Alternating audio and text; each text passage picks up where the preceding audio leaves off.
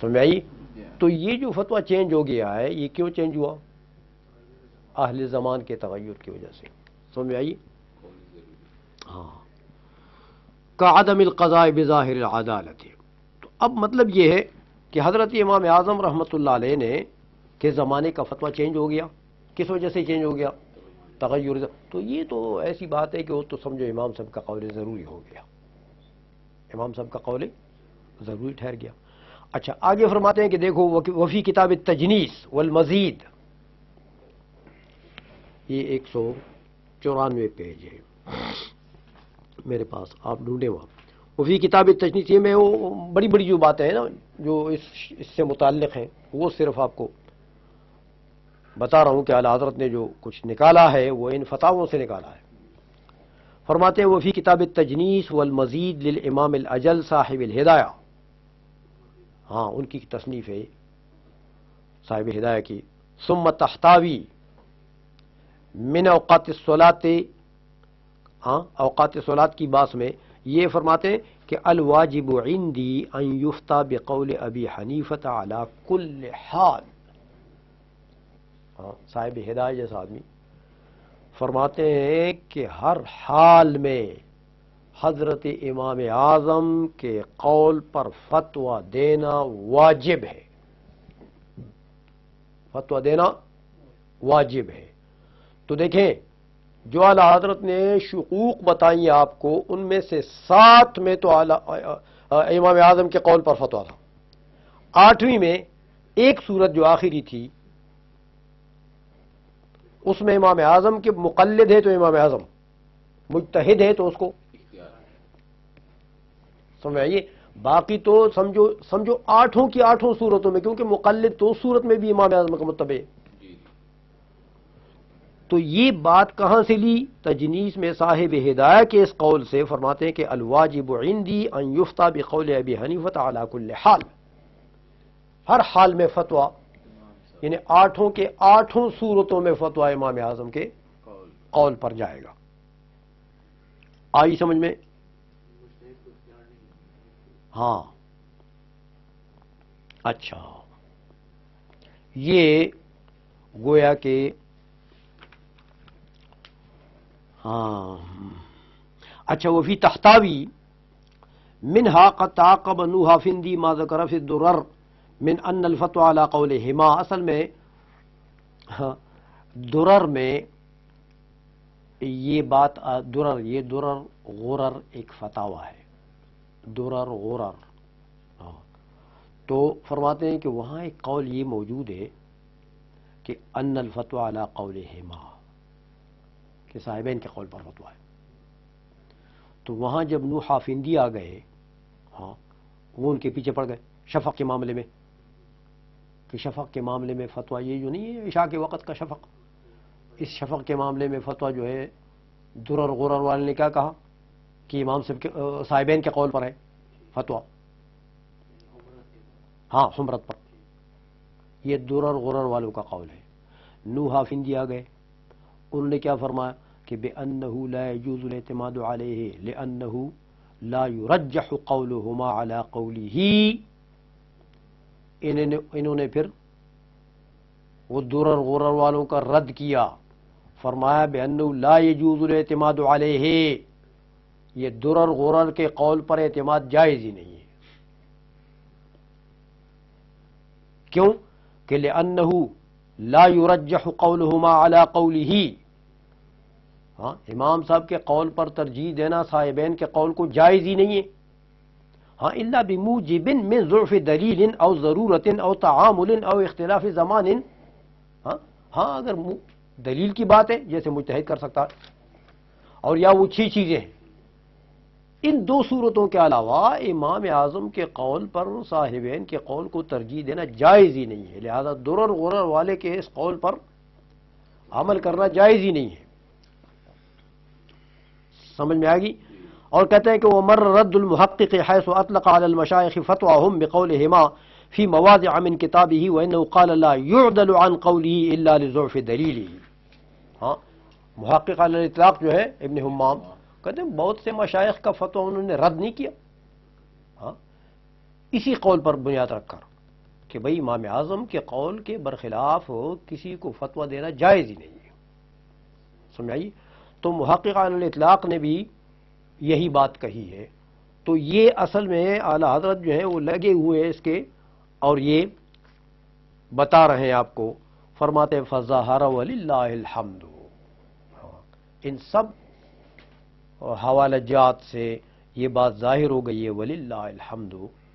اللہ کے لیے حمد ہے کہ ان الکل انما یرمون من قوس واحد ویرومون جمیعا ان المقلد لیس له الا اتباع الامام فی قوله السوری ان لم یخالفه قوله الضروری والا ففی الضروری.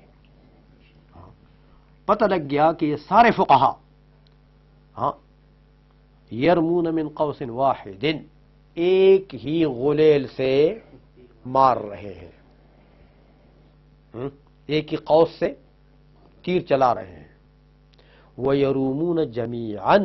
اور سب کا مقصد یہ ہے کہ ان المقلد لیس له الا اتباع الامام، کہ مقلد کا کے لیے صرف اپنے امام کے قول کی اتباع ہے. فی قولہ السوری، امام کے قول سوری کی اتباع ہے. ان لم یخالف قولہ الضروری، اگر امام کا قول ضروری اس کا مخالف نہ ہو. وَإِلَّا، اور اگر امام کا قول ضروری قول سوری کے مقابلے میں آ جائے تو پھر قول ضروری کی اتباع ہے. سب نے گویا کہ اس پر اتفاق کر لیا ہے. آئی سو میں اچھا باقی اب یہ تو ٹھیک ہے، چلو مجتہدین اور متقدمین اور سب نے یہ کیا. اب جناب جس نے فتاوی مزازیہ لکھا،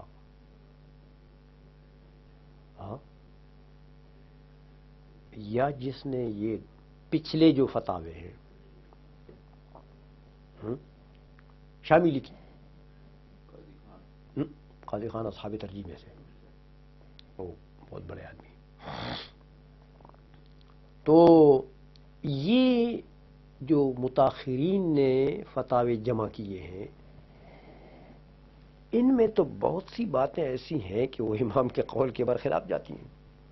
وہ صاحبین کے قول پر فتویٰ دیتے ہیں، کبھی کبھی ایک کے قول پر فتویٰ دیتے ہیں، کبھی امام ظفر کے قول پر امام اعظم کے مقابلے میں وہ فتویٰ دیتے ہیں، ایسا کرتے ہیں.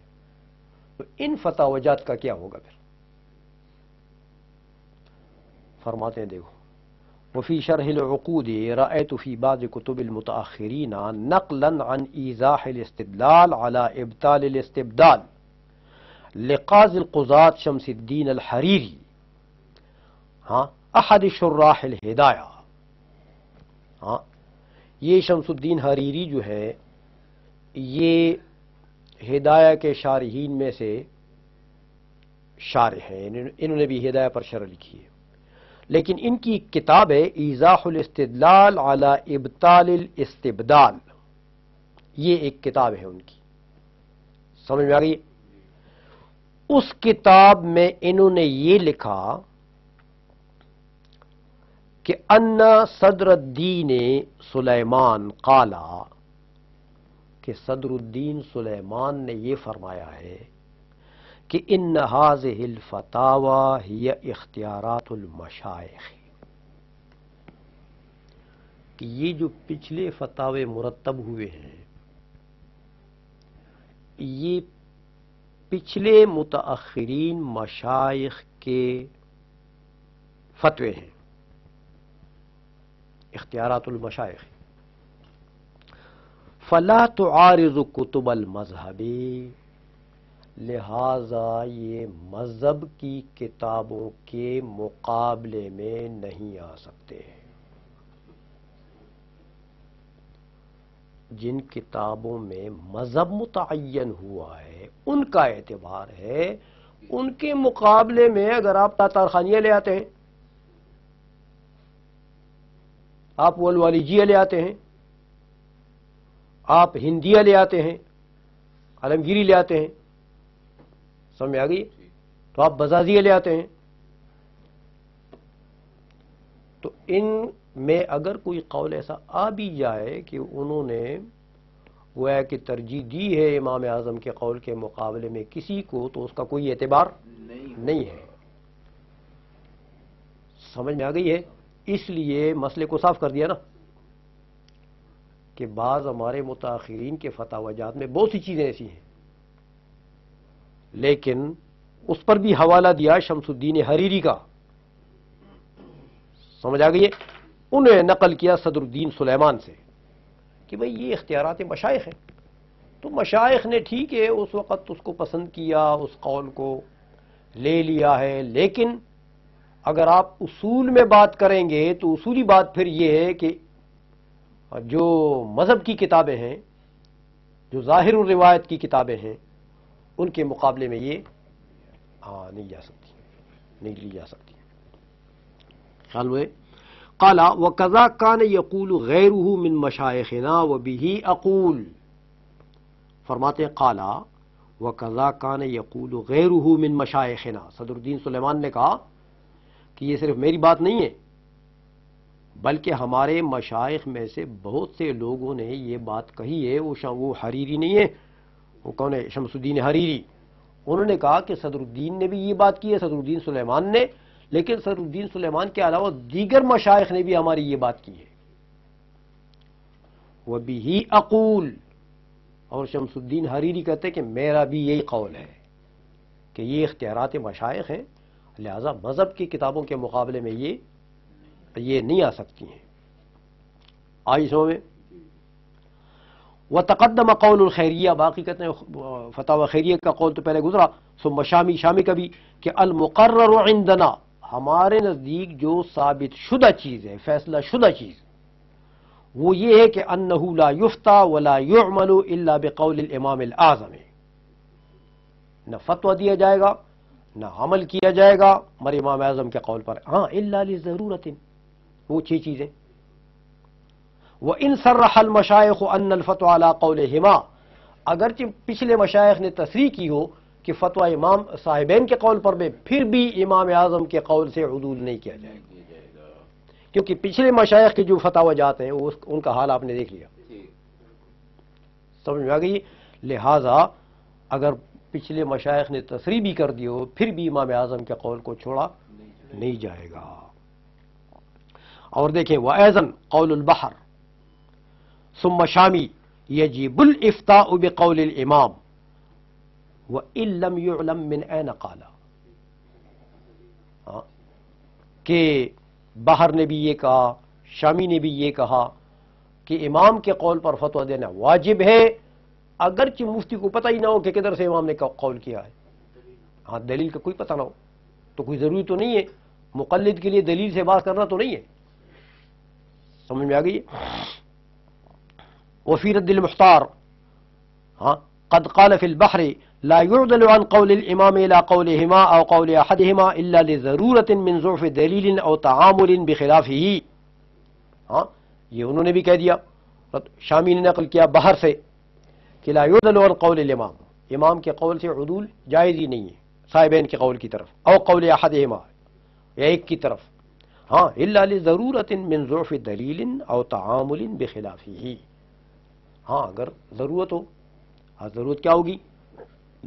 ضعف دلیل ہے یا تعامل ہے، یعنی وہ 6 چیزیں تو الگ بات ہے، ورنہ امام کے قول کو چھوڑ کر صاحبین کے قول یا صاحبین میں سے کسی ایک کے قول پر فتویٰ دینا جائز ہی نہیں ہے. ضعف دلیل مجتہد کا کام ہے، یہ تو پہلے پڑھ چکے ہیں نا. ہاں یہ صرف مجتہد کے لیے ہے.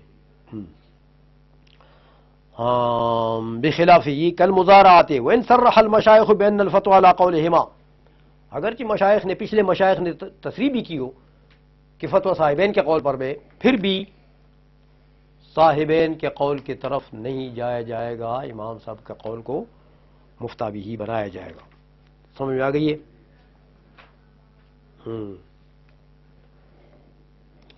یہ بہرحال یہ بات تو لمبی جا رہی ہے اور میرے خیال میں اتنے حوالے اس کے اوپر کافی ہیں.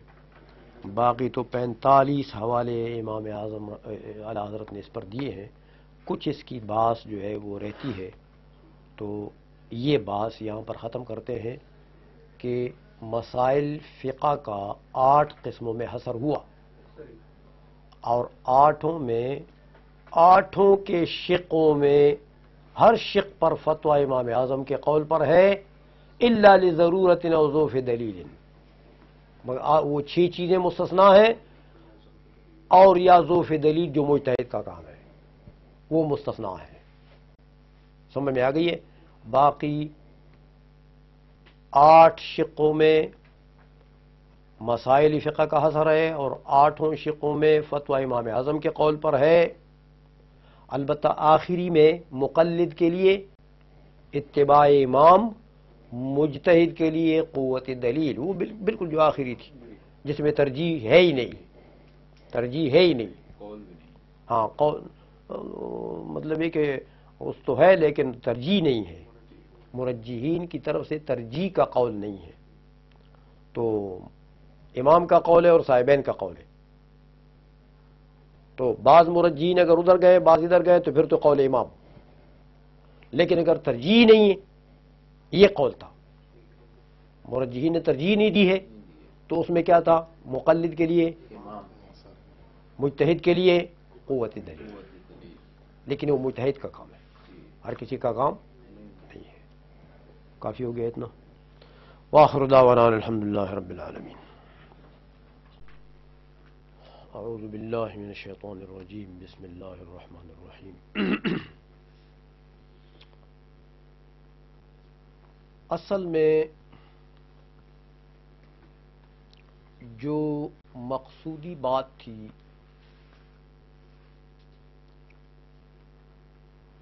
کہ فتویٰ جو ہے وہ حضرت امام اعظم رحمۃ اللہ علیہ کے قول پر ہے،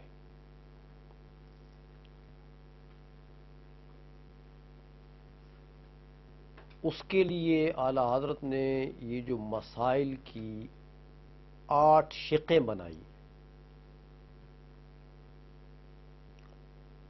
ان 8 شقوں میں سے 7 میں تو کلیئر کٹ بتا دیا آپ کو، اور نقول اس کے اوپر پیش کر دی ہے کہ فتویٰ ان 7 صورتوں میں تو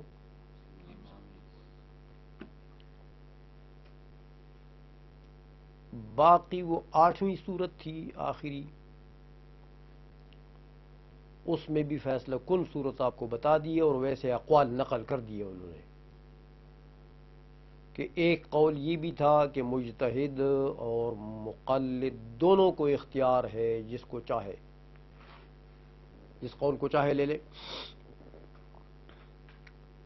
لیکن جو مفتابی قول تھا اور جو اعلی حضرت نے فرمایا کہ معتمد قول ہے وہ یہی ہے کہ مقلد تو امام اعظم کے قول کو اور مجتہد دلیل کو فالو کرے گا، قوت دلیل کو۔ اب یہاں پر ایک مسئلہ سامنے آتا ہے، وہ یہ کہ یہ جو دوسرے فتاوے ہیں متاخرین کے، بہت سی جگہ پر انہوں نے صاحبین کے قول پر فتویٰ دیا، اصحاب ترجیح نے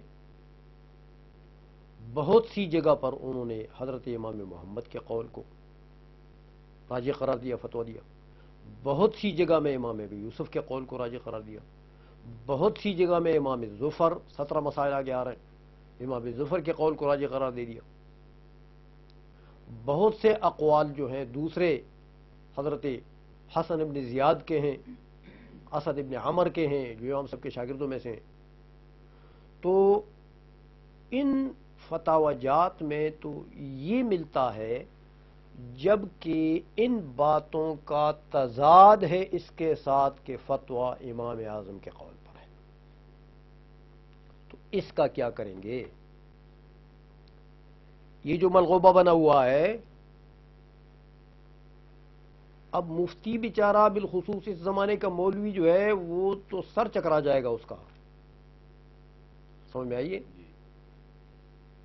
کہ یہ فتاوے والے جو ہیں جناب، یہ تاتار خانیہ ہے، اور یہ جو ہے وہ ولوالیجیہ ہے، اور یہ ہندیہ ہے، ہاں عالمگیری ہے، اور یہ شامی ہے، اور ان فتاوی جات میں تو بہت سا مواد ایسا ہے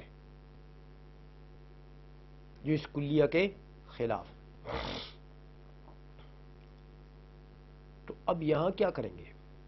تو ایک تو گزشتہ درس میں اس کا جواب گزرا، جو یہ عبارت تھی ہاں رسم المفتی کی اور شامی کی، کہ بھئی یہ جو فتاوی جات ہیں یہ اختیارات مشائخ ہیں. اختیارات متاخرین جو علماء گزرے ہیں یہ ان کے اختیارات. تو متاخرین کے اختیارات جو ہیں وہ مذہب کے مقابلے میں تو ان کو نہیں لایا جا سکتا، جبکہ امام اعظم رحمۃ اللہ علیہ کے مذہب پر فتویٰ ہونا یہ مذہب ہے. ظاہر الروایت پر فتویٰ دینا یہ کیا ہے؟ یہ مذہب ہے. اس لیے متاخرین مشائخ کے اختیارات، یہ جتنے فتاوے ہیں متاخرین کے، یہ ان کے اختیارات ہیں. لہذا ان پر ان کے قول کو لے کر مذہب کو چھوڑا نہیں جا سکتا ہے. تو ایک تو یہ بات گزشتہ درس میں ہو چکی تھی، سمجھ میں آ گئی ہے. دوسرے ایک دو باتیں میں جو شاید کچھ تو ہو گئی تھی گزشتہ درس میں، لیکن اس میں چونکہ یہ بات ہے کہ بھئی ذرا اس کی تائید ہو جائے گی کہ فرمایا وتقدم قول الخیریت ثم شامی المقرر عندنا انه لا يفتى ولا يعمل الا بقول الامام الاعظم. سمجھ آئی؟ جو فیصلہ شدہ چیز ہے ہمارے نزدیک، یعنی فیصلہ شدہ چیز ہے، کیا مطلب؟ یعنی گویا کہ مجتہدین نے اس کے اوپر قضا کر دی، اس کے اوپر فیصلہ کر دیا کہ فتویٰ جو ہے لا یفتہ ولا یعمل الا بقول الامام الاعظم، کہ نہ تو عمل ہوگا نہ فتویٰ ہوگا مگر امام اعظم کے قول پر. ہاں الا لضرورت، ہاں اگر وہ 6 چیزوں میں سے کوئی چیز پائی جائے الگ بات ہے. دیکھیں وَإِن صَرَّحَ الْمَشَائِخُ أَنَّ الْفَتْوَى عَلَى قَوْلِهِمَا، اس بات کو دیکھیں، اگرچہ پچھلے مشائخ نے تصریح فرمائی ہو کہ فتویٰ صاحبین کے قول پر ہے، پھر بھی پچھلے مشائخ کی اقوال کو لے کر امام اعظم کے قول کو چھوڑا نہیں جائے. یہ بات سمجھ گئے ہو کہ پچھلے جو مشائخ ہیں متاخرین، ان کی تصریح کو لے کر آپ امام مذہب کو چھوڑتے ہیں؟ ایسا نہیں ہوگا. تو لہذا ان فتاوی جات میں جو چیز ملتی ہے وہ زیادہ سے زیادہ یہی ملتی ہے نا، کہ وہ یہ کہتے ہیں کہ وَبِقَوْلِهِمَا يُفْتَى، صاحبین کے قول پر اس معاملے میں فتویٰ ہے، یا امام یوسف کے قول پر اس معاملے میں فتویٰ ہے، یہ کہتے ہیں. فرماتے ہیں اگرچہ مشائخ نے تصریح کی ہو لیکن پھر بھی فتویٰ اور عمل امام کے قول پر ہوگا. دوسری وَأَيْضًا قَوْلُ الْبَحْرِ ثُمَّ شَامِي يَجِبُ الْإِفْتَاءُ بِقَوْلِ الْإِمَامِ وَإِن لَّمْ يُعْلَمْ مِنْ أَيْنَ قَالَ. افتاء جو ہے وہ امام کے قول پر لازم ہے، اگرچہ مفتی کو پتہ نہ لگے کہ امام اعظم نے یہ قول جو کیا ہے یہ کدھر سے، اس کی دلیل کیا ہے، کہ دلیلی تفصیلی کا علم مجتہد کے لیے ضروری ہے، مقلد کے لیے نہیں ہے. آگے وفی رد المختار قد قال فی البحر، بحر الرائق میں، کہ لا يعدل عن قول الامام الى قولهما او قول احدهما، کہ امام اعظم کے قول سے عدول نہیں کیا جائے گا صاحبین کے قول کی طرف یا دونوں میں سے کسی ایک کے قول کی طرف. ہاں الا لضرورت من ضعف دلیل او تعامل بخلافه کالمزارعۃ وان صرح المشائخ بان الفتوى على قولهما. دیکھیں اس قول کو، مقصد یہ ہے کہ اگرچہ مشائخ متاخرین نے تصریح کی ہو کہ فتویٰ امام صاحبین کے قول پر ہے، پھر بھی لا يعدل عن قول الامام، امام کے قول سے عدول نہیں کیا جائے گا. تو متاخرین کی جو بات ہے، ہاں یہ جو متاخرین نے فتاوے لکھے ہیں ان کا حال یہ ہے، اس لیے مفتی کو یہ چیز حیران تو کر دے گی کہ بھئی وہ متاخرین کہتے ہیں کہ فتویٰ صاحبین کے قول پر ہے تو اب کیا کریں ہم. لیکن اگر اس کو اصول کا پتہ ہو، مفتی کو اگر اصول کا پتہ ہو کہ بھئی یہ تو متاخرین ہیں، انہیں یہ ترجیح دے رہے ہیں، اور اصل قانون کیا ہے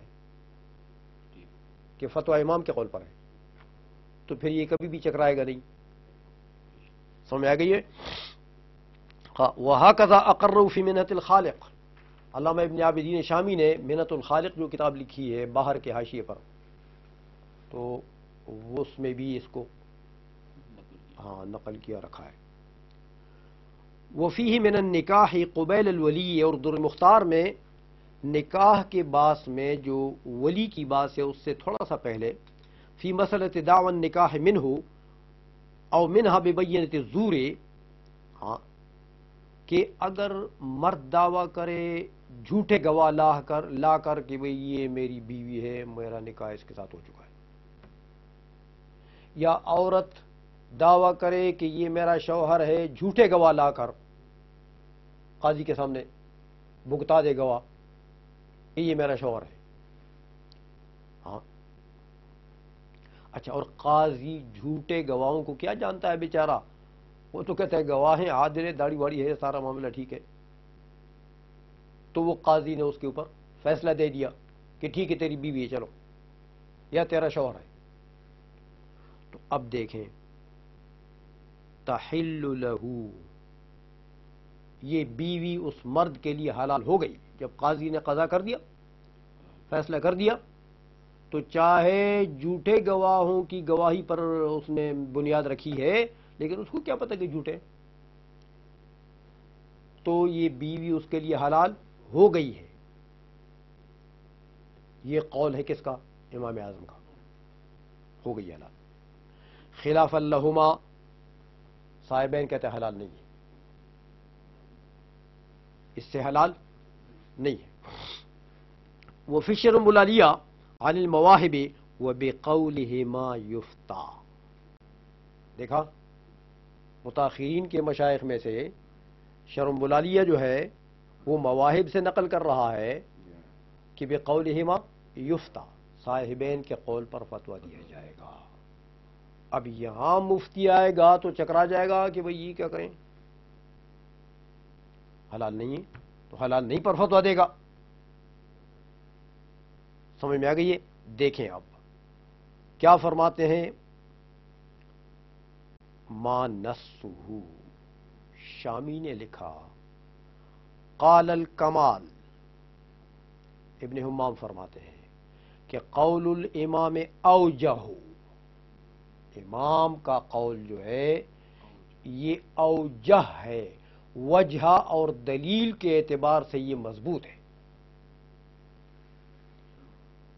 کیونکہ قاضی نے قضا کر دی. قاضی کی قضا کوئی معمولی چیز نہیں ہے، قاضی کے قضا کو وہمیات سے نہیں توڑا جا سکتا. آپ کے پاس کوئی بینہ تو ہے نہیں ہے کہ بھئی گواہی جھوٹی ہے، تو جب بینہ نہیں ہے اور عدالت گواہوں کی قاضی کے نزدیک ٹھیک ہے اور قاضی کی قضا کا اتصال ہو گیا ہے یہاں پر، تو امام کا قول دلیل کے اعتبار سے مضبوط ہے. ابن حمام فرماتے ہیں. اچھا، قلت، تو شامی والے کیا فرماتے ہیں؟ ابن عابدین شامی فرماتے ہیں کہ وحیث کان الاوجہ، جب امام کا قول اوجہ ہے تو فلا یعدل عنہ، لہذا صاحبین کے قول پر کیوں فتویٰ ہو گیا؟ سمجھ آئی؟ لما تقرر انه لا يعدل عن قول الامام، کیونکہ یہ بات تو مقرر ہے اور فیصلہ شدہ ہے کہ امام کے قول سے عدول نہیں کیا جائے گا، ہاں الا لضرورت او ضعف دلیلہ کما اوضحناہ فی منظومۃ رسم المفتی و شرحہا. سمجھ آئیے؟ تو شامی نے پھر یہ ساتھ ملا دیا شرح میں کہ بھئی اگر امام کا قول اوجہ ہے تو پھر اسے عدول تو بقولہما یفتہ کی جو بات متاخرین علماء نے کی ہے اس کی کوئی حیثیت نہیں رہی. آئی سمجھ میں؟ تو اس ملغوبہ سے مفتی نکل جائے گا نا اگر اس قانون کا اس کو پتا ہو، تو اس میں وہ پھنسے گا نہیں. اچھا، وفی ہے، اور اسی میں یہ ہے من ہبت المشاع کہ بھئی ایک مشترک مشاع، جیسے شاملات کہتے ہیں آپ لوگ، شاملات جانتے ہیں آپ؟ ایک زمین ہوتی ہے جس میں ہزاروں فیملیاں شریک ہوتی ہیں، پورا گاؤں شریک ہوتا ہے اس میں. ایک تو ذاتی زمین ہوتی ہے نا، کسی کی پراپرٹی ہوتی ہے کسی کی ذاتی، اور کچھ گاؤں کے پاس علاقے میں ساتھ ساتھ ایسی زمینیں بھی ہوتی ہیں جن میں پورا گاؤں شریک ہے، اس کو مشاع کہتے ہیں. مشاع جہاں قبرستان کی زمین بعد لوگ خرید لیتے ہیں، وہ ہر جگہ ایسا نہیں ہوتا، لیکن مشاع زمین اسی کو کہتے ہیں. بہرحال فصل وغیرہ کے لیے نہیں وہ فصل کے لیے بھی ہوتی ہے، کیوں نہیں ہوتی، بعض زمینیں فصل بھی اگاتی ہیں، لیکن عموماً ایک آدمی اس کو اگا نہیں سکتا ہے. ہاں، کیونکہ پورے گاؤں کا اس میں حق ہے، تو اس کو مشاع کہتے ہیں، مشترک زمین. تو یہ مشاع کی بات انہوں نے کی. فرماتے ہیں کہ حیث علمت انہ ظاہر الروایت ونص علیہ محمد ورووہ عن ابی حنیفہ ظہر انہ الذی علیہ العمل وان صرح بان المفتى به خلافہ. سمجھئے کہ جب یہ پتہ لگ گیا کہ یہ ظاہر الروایت ہے، ظاہر الروایت ایک، ونص علیہ محمد، امام محمد نے بھی اپنے ظاہر الروایت کی کتابوں میں اس کو نقل کیا ہے، ورووہ عن ابی حنیفہ، اور ان سب نے اس کی روایت امام اعظم سے کی. تو جب اتنی باتیں آ گئی ہیں، ہاں، تو اب پتہ لگ گیا، کہتے ہیں ظہر انہ الذی علیہ العمل، پتہ لگ گیا کہ عمل امام صاحب کے قول پر ہے. وَإِن صَرَّحَ بِأَنَّ الْمُفْتَى بِهِ خِلَافُهُ، اگرچہ کسی نے تصریح کی ہو کہ فتویٰ اس کے خلاف پر ہے. سمجھئیے؟ اس لیے کسی کی تصریح فتوے کی وہ ظاہر الروایت کے مقابلے میں نہیں آ سکتی ہے. آئی سمجھ میں؟ اب دیکھیں، یہ اعلی حضرت نے نصوص نقل کر دی ہے اس بات پر کہ متاخرین مشائخ نے اگر اس اصل اور اس قانون کی مخالفت بھی کی ہے اور فتویٰ صاحبین کے یا کسی ایک کے قول پر بھی دیا ہے تو اس کا کوئی اعتبار نہیں ہے. لہذا فیصلہ کن قول یہی ہے کہ فتویٰ قول امام پر ہوگا.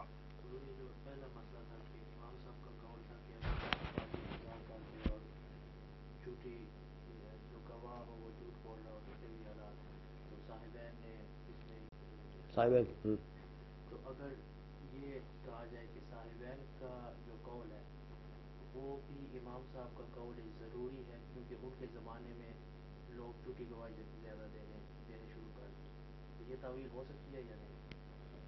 اصل بات یہ ہے کہ ابتدا سے مسئلے کی بنیاد اس پر رکھی گئی یہاں پر کہ گواہی جھوٹی تھی.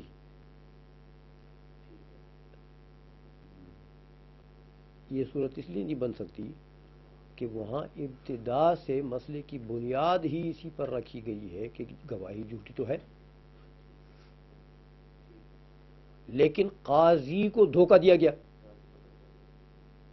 قاضی کو یہ سمجھ نہیں ہے کہ جھوٹی گواہی، تو اس نے فتویٰ دی، قضا کر دی. اس نے بنیاد اس پر ہے. تو صاحبین کے مسئلے، صاحبین کے زمانے میں ہو جھوٹی یا نہ ہو، وہ تو امام صاحب کے زمانے میں جھوٹی گواہی تھی. سمجھ آ گئی ہے؟ تو یہ بات ہے اصل میں. اچھا، اب اعلیٰ حضرت فرماتے ہیں کہ دیکھو، ھذہ نصوص العلماء، یہ علماء کے نصوص ہیں، رحمہم اللہ تعالی ورحمنا بہم، ان پر بھی اللہ رحم کرے. ان کی برکت سے اللہ ہم پر رحم کر. وہی کما ترا کلھا موافقۃ لما فی البحر. بحر نے جو کہا کہ لا يعدل عن قول الامام، امام کے قول پر فتویٰ ہے. اصل میں بعد میں پھر آپ دیکھ لیں، چونکہ اس رسالے میں اجل الاعلام میں اعلی حضرت نے بحر کی سب سے پہلی عبارت بولی ہے، اور سب سے پہلی جو عبارت بحر کی تھی اس میں یہی تھا کہ امام اعظم کے قول پر مطلقاً فتویٰ ہے. سمجھ میں آ گئی ہے؟ تو اس بحر کی عبارت کو گویا کہ اعلی حضرت نے موضوع بنا دیا کہ بات اس کے ارد گرد چلے گی ساری. سمجھ میں آ گئی ہے؟ اس لیے فرمایا کہ سب موافق ہیں لما فی البحر، بحر کی بات کی سب موافقت کر رہے ہیں. وَلَمْ يَتَعَقَّبْهُ فِي مَا عَلِمْتُ، اور میرے علم میں اعلی حضرت فرماتے ہیں کہ میرے علم میں کسی نے بھی اس کا تعاقب نہیں کیا، یعنی کسی نے بھی اس کے اوپر اعتراض نہیں کیا. ہاں الا عالمان، مگر دو علماء میں سے ایسے ہیں، سمجھ میں آئے گی، متأخران، دو متاخرین میں سے ایسے ہیں کہ انہوں نے کچھ کیا ہے، ان کی بات نقل کرتے ہیں. لیکن وہ دونوں کیسے ہیں؟ فرماتے دونوں ایسے ہیں کہ کل منہما آبا و آبا، ہر ایک نے عیب بھی لگا دیا صاحب بحر کے قول پر، وہ آبا، اور پھر رجوع بھی کیا. وہ انکرا و اقرا، اور ایک جگہ انکار کر دیا اس کا قول کا، تو وہ اقرا دوسری جگہ اقرار کرنا. مان گئے. وہ فارقا و رافقا، اور جدا راستہ بھی لے لیا، و رافقا، اور سنگت بھی اختیار کی. سمجھ آئی؟ تو مطلب یہ کہ ساتھ بھی چلے، کبھی مان لیا کبھی نہ مانا. وہ خالفا و وافقا، کبھی مخالفت کی اس قول کی، کبھی موافقت کی. وہم العلامۃ خیر الرملی والسید الشامی، وہ دونوں یہ ہیں. علامہ خیر الدین رملی رحمۃ اللہ علیہ بہت بڑے فاضل آدمی ہیں، صاحب در مختار کے استاذ ہیں. اور ایک علامہ شامی ہے، ابن عابدین شامی رحمہم اللہ تعالی. دیکھیں اعلیٰ حضرت رد بھی کرتے ہیں لیکن ادب کا خیال بھی رکھتے ہیں. سمجھ آئی؟ ہاں، کمال ہے، کمال ہے بالکل.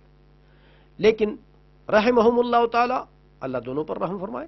لیکن ولا عبرت بقول مضطرب، آپ جانتے ہیں کہ قول مضطرب کا کوئی اعتبار نہیں ہوتا. ہاں، اس لیے کبھی ادھر آتے ہیں کبھی ادھر آتے ہیں، یہ کیا ہے؟ یہ تو رد تو کیا انہوں نے صاحب بحر کے قول کو، لیکن تائید بھی کی. سمجھ آئیے؟ تو اس لیے اس قول کا کوئی اعتبار، ان کے اقوال کا کوئی اعتبار نہیں ہے کہ یہ اقوال مضطربہ ہیں. لیکن آگے فرماتے ہیں، دیکھیں وقد علمت اللہ نزاع فی 7 سور، وہ جو 8 صورتیں تھیں ان میں سے آپ سمجھ گئے کہ 7 صورتوں میں تو کوئی نزاع نہیں ہے کہ امام کے قول پر فتویٰ ہے. اچھا، انما ورد خلاف ضعیف فی الثامن، ضعیف سا اختلاف جو وارد ہوا وہ 8ویں صورت میں ہے. وہیا، وہ 8ویں صورت یہ ہے کہ ما اذا خالفہ صاحباہ متوافقین علی قول واحد ولم يتفق المرجحون على ترجیح شیء منہما. یہ صورت کی 8ویں کہ امام اعظم کی مخالفت کی صاحبین نے، صاحبین دونوں آپس میں ایک قول پر متفق ہیں، امام کے مخالف ہیں دونوں لیکن دونوں آپس میں متفق ہیں. لیکن اگلے جو مرجحین آئے، ہاں، مرجحین نے کسی قول پر بھی اتفاق نہیں کیا،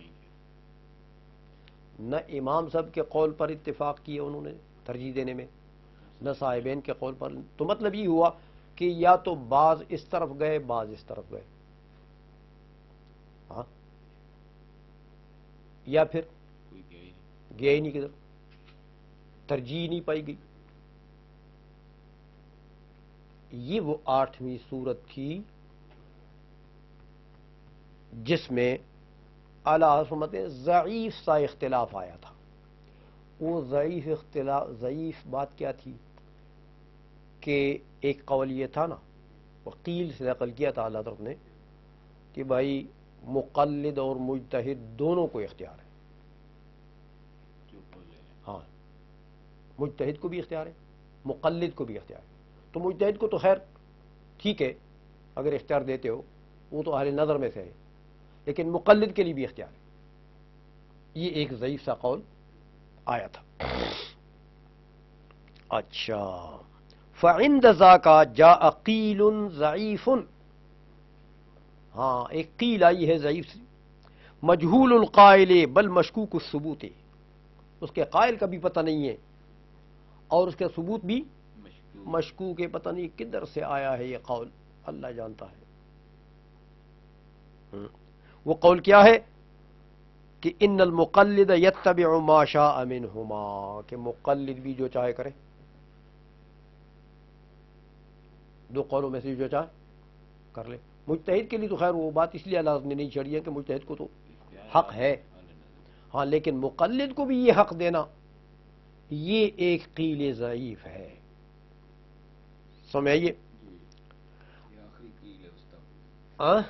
ہاں. اس طرح بھی کرے کہ والصحیح المشہور المعتمد المنصور، اور جو قول صحیح تھا، معتمد تھا، دلائل سے مثبت تھا، منصور تھا، وہ یہ تھا کہ انہ لا یتبع الا قول الامام. مقلد جو ہے وہ صرف امام کے قول کی اتباع کرے گا، مجتہد دلیل کی اتباع کرے گا. یہ قول تھا نا معتمد. یہ دو قول آ گئے اس میں 8ویں صورت میں، دو قول. لیکن دونوں قول دیکھیں، اعلیٰ حضرت نے دونوں قول نقل کیے ہیں، لیکن دونوں قول مطلق ہیں. اس بات سے اعلیٰ حضرت نے کچھ نہیں کہا، صرف یہ چند الفاظ ایسے بولے ہیں کہ ان سے پتہ لگتا ہے کہ قیل ضعیف مجہول القائل اور بل مشکوک الثبوت.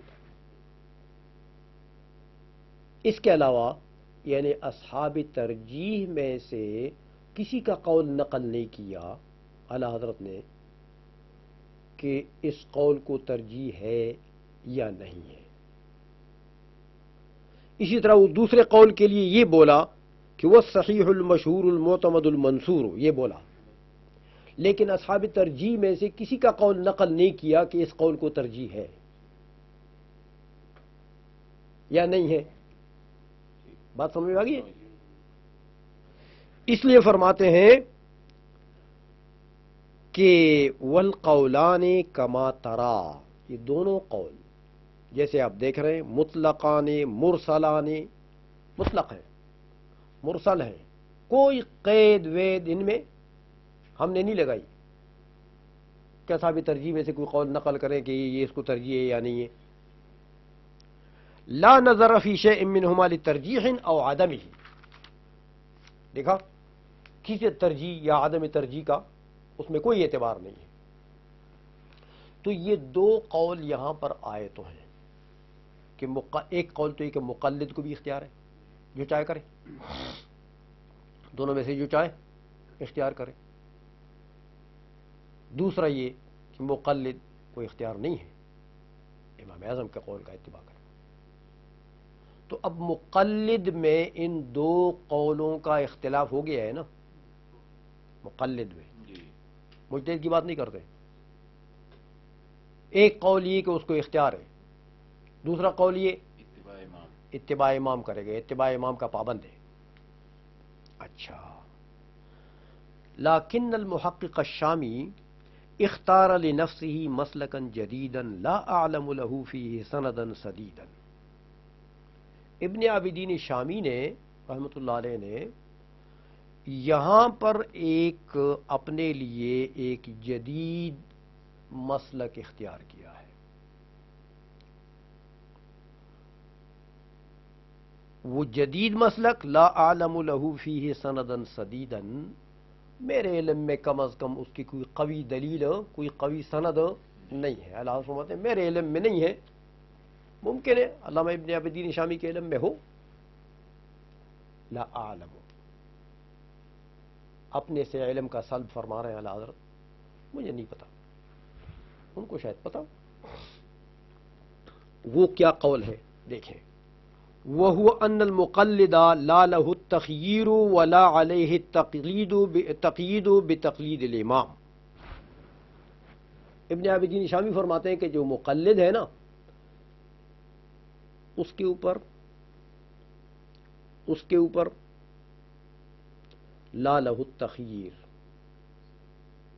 اس کو اختیار بھی نہیں ہے مطلقاً. ولا علیہ التقیید بتقلید الامام،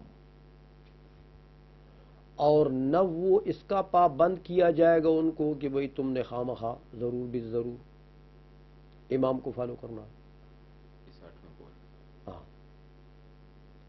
سمجھ میں آ گئی. ابن ابی الدین شامی نے یہ فرمایا کہ نہ وہ ہے نہ یہ ہے. یہ دو قول تھے نا پہلے، جی جی دونوں. ایک تخیر کا قول تھا، ایک تقیید کا قول تھا بتقلید امام. ابن ابی الدین شامی نے کہا دونوں نہیں ہیں مقلد کے اوپر. تو پھر کیا ہے؟ بل علیہ ان یتبع المرجحین، بلکہ مقلد پر یہ ہے کہ وہ پچھلے متاخرین جو آئے نا مرجحین اصحاب ترجیح، ان کی اتباع کرے. وہ کیا کہتے ہیں؟ یہ ایک قول شامی نے نکالا ہے، فتاوی خیریہ نے یہ کہا ہے، لیکن صرف یہ اعلی حضرت نے تو دونوں کا حوالہ دیا ہے. یہ قول آپ کو بہت سی کتابوں میں ملے گا. سمجھ آئیے کہ بھئی وعلینا ما رجحوه وما صححوه. سمجھ آئیے وعلینا ما رجحوه وما صححوه، ہمارے اوپر اتباع ہے کس کا؟ جس کو اصحاب ترجیح نے ترجیح دی ہے اور جس کو اصحاب ترجیح نے صحیح قرار دیا ہے. ہمارے اوپر تو ہم کون ہیں؟ مقلد. تو مقلدین کے لیے یہ قول کہ اصحاب ترجیح کی پیروی کریں، یہ بہت سی کتابوں میں آپ کو ملے گا. سمجھ آئیے. اب یہ مسئلہ آ گیا کہ مرجحین کی کرے، مقلد کو مرجحین کے پیچھے چلنا ہے. یہ ایک قول ہے. شامی میں بھی ملے گا آپ کو، فتاوی خیریہ انہوں نے تو خیر اس کو رکھا ہے، لیکن ان کے بعد بہت سے فتاوی لکھے گئے ہیں، تو بہت سے علماء نے اس کو لیا ہے. سمجھ میں آ گئی ہے. قال فی صدر رد المختار قول السراجیت الاول اصح اذا لم يكن المفتی مجتہدا. دیکھیں کہتے پہلا قول صحیح ہے، وہ ایک باس میں چلے ہوئے ہیں، سراجیہ کا قول ہے، لیکن یہ کب؟ اذا لم يكن المفتی مجتہدا، جب مفتی مجتہد نہ ہو تو پہلا قول صحیح ہے. دیکھیں اس کو، کہتے فهو صریح فی ان المجتہد یعنی من کان اہلا للنظر فی الدلیل، جو مجتہد ہو یعنی اہل للنظر فی الدلیل ہو، تو وہ کیا کرے گا؟ یتبع من الاقوال ما کان اقوى دلیلا، ان اقوال میں سے اس قول کی اتباع کرے گا جو دلیل کے اعتبار سے قوی ہو. وَإِلَّا، ہاں وَإِلَّا اتبع الترتیب السابق، اگر دلیل مجتہد نہیں ہے، مجتہد ہے تو اقوى دلیلن کے اتباع کرے گا، اور اگر مجتہد نہیں ہے تو ترتیب سابق کی اتباع کرے گا. ترتیب سابق امام اعظم سے اگر قول مروی نہیں ہے تو امام ابو یوسف، ان سے بھی نہیں ہے تو امام محمد، ان سے بھی نہیں تو امام ظفر. یہ ترتیب جو پہلے گزری ہے.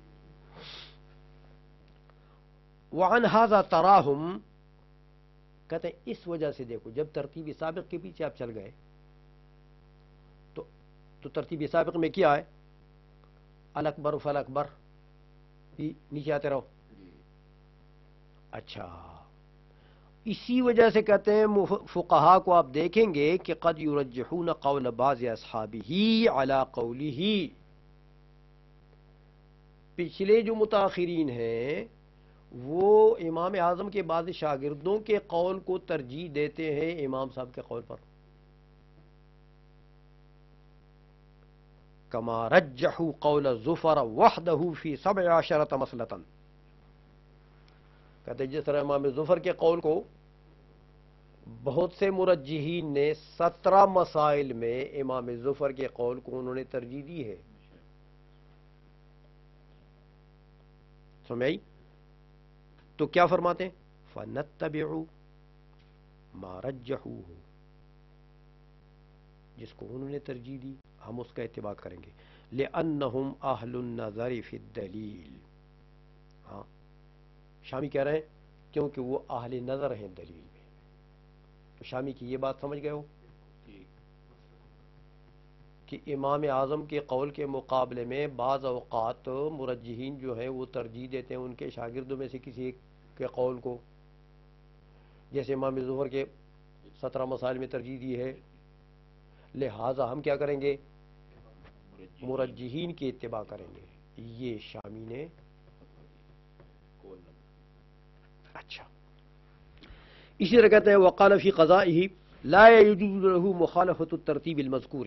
مقلد کے لیے ترتیب مذکور کی مخالفت جائز نہیں ہے الا اذا كان له ملکۃ يقتدر بها على الاطلاع على قوة المدرک. ہاں اگر مقلد کے پاس اتنا ملکہ ہے کہ وہ قوت دلیل کو جانچ سکتا ہے. قوت دلیل کو، ہاں یعنی مقلد ہے لیکن اصحاب ترجیح میں سے ہے. قوت دلیل کو جانچنے والے یہی لوگ ہوتے ہیں. کہتے ہیں دیکھو وبهذا رجع القول الاول الى ما في الحاوی من ان العبرة في المفتي المجتہد لقوة المدرک. کہتے ہیں اس سے پتہ لگا کہ مجتہد میں اگر مفتی مجتہد ہے تو اس وقت اس کے لیے کیا کرنا ہے؟ قوت دلیل کا اتباع کرنا. پہلے گزرا تھا نا اس قول میں کہ مجتہد ہے تو ہاں دلیل کو فالو کرے گا. تو وہ قول تو آگے ہے. نعم فیہ زیادت تفصیل سکت عنہ الحاوی. ہاں اس میں زیادہ تفصیل ہے، حاوی نے اس سے سکوت. فقد اتفق القولان، تو دونوں قول یہاں آ کر مجتہد کے باب میں تو متفق ہو گئے ہیں. ہاں علی ان الاصح هو ان المجتہد فی المذہب، کہ اصح یہ کہ جو مجتہد فی المذہب ہے من المشائخ الذین هم اصحاب الترجیح، ہاں ان مشائخ میں سے جو اصحاب ترجیح ہے، لا يلزمه الاخذ بقول الامام على الاطلاق. یہ پتہ لگ گیا کہ اس کے اوپر تو علی الاطلاق امام کا قول کا اتباع لازم نہیں ہے، بل علیہ النظر فی الدلیل، اس پر نظر فی الدلیل وترجیح ما رجح عنده دلیلہ، اور جس کی دلیل اس کے نزدیک راجح ٹھہرے اس کا اتباع کرنا ہے. سمجھ میں آ گئی ہے؟ آگے کیا فرماتے ہیں؟ وَنَحْنُ نَتَّبِعُ مَا رَجَّحُوهُ وَاعْتَمَدُوهُ. دیکھا، اور ہم پھر اتباع کریں گے کس کا؟ جس کو انہوں نے ترجیح دی، صحاب ترجیح ہے، اور اس کے وہ معتمد سمجھا. کما لو افتوا فی حیاتہم، جیسے اگر وہ اپنی زندگی میں فتویٰ دیتے تو ہم ان کو فالو کرتے. کما حققه الشارح فی اول الکتاب نقلا عن العلامۃ قاسم ویاتی قریبا عن الملتقط انه ان لم يكن مجتہدا فعلیہ تقلیدهم واتباع رأیہم. ملتقط میں بھی کہ اگر مجتہد نہیں ہے یعنی مقلد ہے تو اس کو پھر کیا کرنا ہے؟ اصحاب ترجیح کی اتباع کرنی ہے. سمجھ آ گئی؟ فَإِذَا قَضَى بِخِلَافِهِ لَا يَنْفُذُ حُكْمُهُ. یہ مقلد اگر اصحاب ترجیح کے قول کے برخلاف کوئی فیصلہ کرے گا تو اس کا فیصلہ نافذ نہیں ہوگا. وفی فتاوی ابن الشلبی لا يعدل عن قول الامام. دیکھیں قول امام سے عدول نہ ہوگا الا اذا صرح احد من المشائخ بان الفتوى على قول غیره. ہاں اگر مشائخ میں سے کوئی تصریح کر دے کہ بھی فتویٰ امام کے قول کے علاوہ دوسرے قول پر ہے تو پھر تو پتہ لگا کہ اگر مشائخ فتویٰ امام کے قول کے علاوہ دوسرے پر دے تو پھر ہم اس کو مانیں گے. وَبِهَذَا سَقَطَ مَا بَحَثَهُ فِي الْبَحْرِ. شامی کہتے ہیں کہ باہر میں جو بات ہوئی ہے وہ ساقط ہو گئی ہے، کیونکہ باہر میں تو ہوتا ہے کہ مطلقاً امام کے قول پر فتویٰ ہوا، تو یہاں تو انہوں نے یہ کہا کہ بھئی امام کے مقابلے میں اگر کسی نے فتویٰ دیا مشائخ میں سے تو اس پر اس کو عمل کیا جائے گا، تو باہر والی بات ختم. ہاں باہر میں یہی تھا کہ من ان علينا الافتاء بقول الامام وان افتى المشايخ بخلافه. باہر میں یہ تھا نا کہ مشائخ نے، تو یہ فرماتے ہیں ابن عابدین شامی کہ باہر والی یہ بات جو ہے یہ رد ہو گئی ہے. آئی سمجھ میں؟ اعلی حضرت فرماتے ہیں کہ ایسا نہیں ہے کہ باہر والی بات ابن شلبی کے قول سے یا شامی کے قول سے رد ہو گئی ہے. سمجھ میں آئیے؟ اقول اولا ھذا کما ترى قول مستحدث. یہ جو بات ہے کہ بھائی مشائخ متاخرین نے اگر ترجیح دوسرے کے قول کو دی ہے امام کے قول کے برخلاف تو اس کو ہم فالو کریں گے، یہ ایک قول جدید ہے، یہ ایک قول مستحدث ہے، بدعت ہے. ایک متقدمین کے زمانے میں یہ قول تھا ہی نہیں. دوسری بات ثانیاً زیادہ احداثاً، اس احداث میں اور زیادتی ہو گئی. کب؟ باتباع ترجیح المخالف لاجماع ائمتنا الثلاثۃ رضی اللہ تعالی عنہم. کہ دیکھو کہ جب تینوں ہمارے ائمہ ایک قول پر متفق ہوں، اصحاب ترجیح آ کر امام ظفر کے قول کو ترجیح دیتے تو یہ اس سے بھی بڑی بدعت نہیں ہے؟ سمجھ آئیے؟ تو اجماع ائمہ کے، ہمارے جو ائمہ ہیں ثلاثہ، ان کے اجماع کے برخلاف جا کر اصحاب ترجیح نے ترجیح دے دی کسی امام صاحب کے اور شاگرد کو جو نچلے درجے کے ہیں، اور آپ یہ فرما رہے ہیں کہ جناب ہم ان کی اتباع کریں گے، تو یہ اور بڑی بدعت نہیں ہے؟ یہ تو اجماع کے خلاف ہے. وقد سمعت صرائح النصوص على خلافه. اور تم 45 نص اعلیٰ فرماتے ہیں، 45 کتابوں سے میں نے نصوص پیش کر دی ہیں اس کے برخلاف کہ قول امام پر فتویٰ ہے. سمجھ آئی؟ اچھا نعم، ہاں کہتے ہیں ٹھیک ہے، گنجائش اتنی رکھو جتنی حقیقت ہے. نعم نتبع القول الضروری، ہاں امام کا قول ضروری آ جائے بے شک اس کا اتباع ہم حیث کان وجدا مع ترجیح او لا. جہاں بھی قول ضروری امام کا آ جائے، کوئی اس کو ترجیح دے یا نہ دے، مرجحین میں سے کوئی اس کو ترجیح دے یا نہ دے، بے شک ہم اس کا اتباع کریں گے. بل ولو وجد الترجیح بخلافه، اگر اس کے خلاف پر ترجیح دیں مرجحین پھر بھی ہم قول ضروری کو فالو کریں گے. پہلے پڑھ چکے ہیں آپ کہ قول ضروری کے مقابلے میں ترجیح ورجیح کوئی چیز نہیں ہے. کما علمت فلیس الاتباع فیہ للترجیح بل لقول الامام. تو قول ضروری میں قول امام کو فالو کرنا ہے، ترجیح ورجیح کی کوئی بات وہاں پر نہیں چلتی ہے. دو باتیں ہو گئی ہیں. تیسری بات کہتے ہیں فیہ ذہول عن محل النزاع کما علمت. یہ علامہ ابن عابدین شامی نے یہ بات کہہ کر تو محل نزاع کو ہی چھوڑ دیا ہے. محل نزاع وہ 8ویں شق تھی. سمجھ آئیے؟ کما علمت تحریرہ بل فوق ذالک، ہاں بلکہ اس سے بھی اوپر چلے گئے. لِأَنَّ مَا خَالَفَ فِيهِ صَاحِبَاهُ، جس میں امام اعظم کی مخالفت صاحبین نے کی ہے، وہ تو ينقسم الآن إلى 6 أقسام، اس کی تو 6 قسمیں اور بن جاتی ہیں، 6 قسمیں. تو دیکھیں یہ 6 ہیں. اما يتفق المرجحون على ترجیح قوله او قولهما، 2 ہو گئی. صاحبین ایک طرف ہیں، امام صاحب ایک طرف ہیں، مرجحین امام صاحب کے قول پر متفق ہو گئے 1، یا صاحبین کے قول پر متفق ہو گئے 2، جو کبھی ہوا نہیں تھا لیکن اس شق احتمال تو ہے نا. اچھا، او یکون ارجح الترجیحین لکثرت المرجحین او قوت لفظ الترجیح له او لهما او یتساویان فیہ او فی عدمہ. یہ شقیں مر گئی، سمجھ. یا دیکھو، یا ارجح الترجیحین، دیکھیں ارجح الترجیحین مطلب ہے کہ دونوں کو ترجیح دیے، بعض اس طرف ہو گئے مرجحین، بعض اس طرف ہو گئے، لیکن اس طرف افراد مرجحین کی تعداد زیادہ ہے، یہ کثرت المرجحین، اور اس طرف مرجحین کی تعداد کم ہے. تو ترجیح کس کو ہوگی؟ ارجح یہ ہوگا.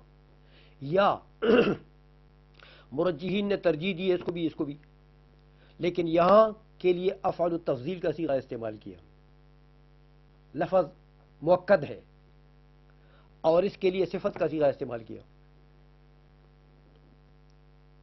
تو کس کو ترجیح ہوگی؟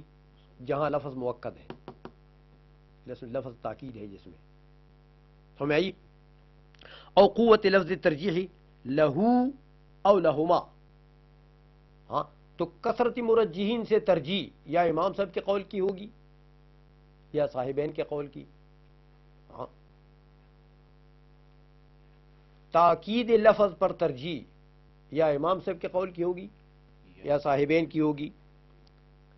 او یتساویان فیہ، یا دونوں قول برابر ہوں گے، اس میں 10 مرجحین ادھر ہیں 10 ادھر ہیں، کثرت میں بھی نہیں ہے. لفظ بھی جو یہاں استعمال ہے وہ وہیں استعمال ہے، لفظ کے اعتبار سے بھی تاکید نہیں ہے، تو یہ تساویان ہے، دونوں قول مساوی ہو گئے. فیہ ترجیح میں، او فی عدمہ، یا عدم ترجیح میں کہ کہیں بھی ترجیح نہیں ہے. کتنے احتمال ہو گئے؟ یہ 6 احتمال بن گئے یہاں پر. دیکھو، ولا یستاہل لخلاف السید الا الرابع. ہاں، ابن عابدین شامی کے اختلاف کے لیے تو چوتھا قول جو ہے، چوتھا شق، سمجھ میں آ گئی ہے؟ وہ کیا تھا کہ صاحبین کے حق میں ترجیح ہو، صاحبین کے حق میں ترجیح ہو، صرف صاحبین کے حق میں ترجیح ہو. تو اس میں ابن عابدین شامی اختلاف کر سکتے ہیں، اس شق میں کر سکتے ہیں. الا الرابع ان یکون ارجح الترجیحین لہما، یہ وہ چوتھی شکل ہے کہ ارجح الترجیحین کس کے حق میں ہو؟ صاحبین کے حق میں ہو. تو یہ محل نزاع بن سکتا ہے. فَإِذَنْ هُوَ عَاشِرُ عَشَرَةٍ، یہ تو جناب 6 اس ایک میں 6 ہو گئی ہے نا، تو کل 8 تھی نا، 8 میں سے 7 رہ گئی نا ادھر، تو 7 اور 6 کتنے ہو گئی؟ 13، کل 13 بن جاتی ہیں اس طریقے سے. لیکن یہ بعض میں داخل ہے نا صورت اصل میں، تو اس لیے فرماتے ہیں کہ عاشر و عشرتن. یہ پھر جو شامی اختلاف کر سکتا ہے نا، یہ پھر 10 صورتوں کی 10ویں صورت ہے، وہ بتاتا ہوں میں آگے. یہ دیکھیں نیچے ذرا، اس حاشی اس میں نیچے دیکھیں، حاشیے پر دیکھیں، ایک کا حاشیہ یہاں پر لگا ہوا ہے. ہاں، وہ اس طرح کے امام کے مخالف صاحبین ہیں، ایک یا ایک ہاں یا کوئی نہیں. ہاں صاحبین ہیں یا ایک یا کوئی نہیں. ایک صورت ہو گئی. اور ترجیح یا عدم ترجیح میں سب برابر ہیں. 2 اتفاق قول امام کی ترجیح پر ہے. 3 قول صاحبین پر ہے. 4 ایک صاحب کے قول پر. 5 اس پر جو کسی کا قول نہیں. پچھلے مرجحین نے ایک ایسے قول کو ترجیح دی ہے جو ان صاحبین میں سے یا امام صاحب میں سے کسی کا قول نہیں ہے. ہاں اچھا آگے جو 4 تا 6 کبھی واقع ہوئی نہ ہوں گی، مکان والا یقون. یہ تو اس میں داخل ہو گئی نا. اچھا آگے 7 ارجح ترجیحات قول امام کے حق میں ہے. 7 قول صاحبین کے حق میں ہے. 8 ایک صاحب کے حق میں ہے. 9 اس کے حق میں جو کسی کا قول نہیں ہے. یہ 10 صورتیں ہو گئی. سمجھائیے. تو وہ جو قول ہے وہ تو 10 میں سے 10واں ہے. یعنی اس کے ہاتھ میں جو کسی کا ہاں جو کسی کا قول. اب آپ جو صاحبین کا قول بھی نہیں ہے اور امام صاحب کا قول بھی نہیں ہے اور اس پر مرجحین کا اتفاق ہو گیا ہے یا آکد ترجیح اس میں ہو گئی ہے، تو اب آپ کیا کریں گے؟ شامی نے تو یہی کہا کہ مرجحین کے پیچھے چلیں گے. سمجھ میں آئیے. تو مرجحین کے پیچھے جب چلتے ہیں تو پھر تو اس کا مطلب یہ نزاع تو اسی میں آ گیا کہ مرجحین کے پیچھے نہیں چل سکتے. امام کا قول جب موجود ہے تو وہ کہتے ہیں کہ مرجحین کے پیچھے چلیں گے، تو نزاعی صورت تو یہ بن گئی ہے. سمجھ میں آ گئی ہے. اچھا اس لیے کہتے ہیں کہ ایک تو یہ اعتراض کرتے ہیں کہ وہ قد تعدى الى ما هو اعم من المقسم ايضا. ایک تو شامی نے جو بات کی ہے اس بات کی وجہ سے وہ قسم مقسم سے بھی عام ہو گیا ہے. یہ جو صورتیں نکل آئی ہیں اس میں 10 صورتیں سمجھ میں آ گئی ہے. تو قسم کو مقسم سے عام کرنا یہ تو اور اختراع ہے. دیکھیں اس لیے وہ اتباع الترجیح ہے. سواء خالفہ صاحباہ او احدہما او لا احدا. یہ 3 صورتیں بھی اس میں آ گئی ہیں کہ صاحبین نے ہاں دیکھو اتباع الترجیح علامہ شامی نے تو یہی کہا نا کہ ترجیح کا اتباع کریں گے. جو جب ترجیح کا اتباع کرتے ہو سواء خالفہ صاحباہ، ہاں امام صاحب کی مخالفت صاحبین نے کی ہے تو صاحبین کے قول کو ترجیح دے دی گئی ہے. او احدہما یا صاحبین میں سے کسی ایک نے مخالفت کی ہے تو اس کو ترجیح دیے مرجحین نے. او لا احدا یا امام صاحب کی مخالفت تو کسی نے نہیں کی ہے لیکن کوئی قول مستحدث آ گیا اور اس کو ترجیح دے دی بعد میں. تو یہ تو 3 صورتیں ہو گئی ہیں. تو یہ تو مقسم سے بھی عام ہو گئی ہیں بھائی. بات محل نزاع کو مقسم سے بھی عام کر دیا ہے. ایک یہ بات. دوسرا ورابعا حضرت فرماتے ہیں کہ ان کان لهذا القول المحدث اثر فی الزبر بالفرض، اگر کتابوں میں اس مستحدث قول کا اثر ہو تو دیکھو مستحدث قول تو یہی تھا نا کہ مقلد کو بھی اجازت ہے.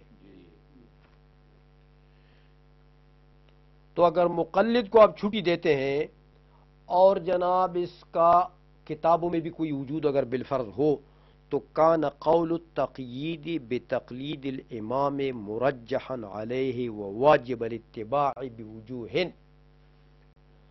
پھر بھی وہ جو دوسرا قول ہم نے کیا نقل کیا 2 قول تھے نا.